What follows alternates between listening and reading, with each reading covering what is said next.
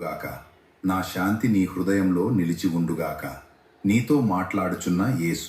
ప్రియమైన నా బిడ్డ, ఈ మార్చి నెలను చూడుటకు నీకు కృప చూపినది నా తండ్రియే. నీవు వందనాలు అని చెప్పిన ప్రతి మాట పరలోకానికి చేరింది.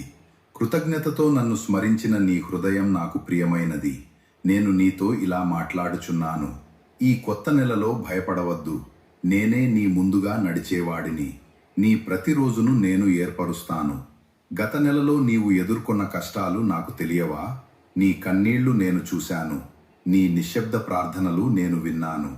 ఈ మార్చి నెలలో నీ ఇంటిలో నా శాంతి నింపుతాను. నీ చేతి పనులకు ఫలము కలిగిస్తాను. నీ ఆరోగ్యంపై నా రక్షణను ఉంచుతాను. నీ కుటుంబంపై నా కృప కప్పుతాను.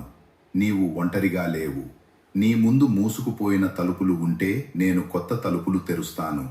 నీవు బలహీనంగా అనిపించిన చోట నేను నీ బలమవుతాను. ఈ నెలను ఆశతో ఆరంభించు. ప్రతి ఉదయం ప్రభువా, నీవే నా తోడుగా ఉన్నావు అని చెప్పు.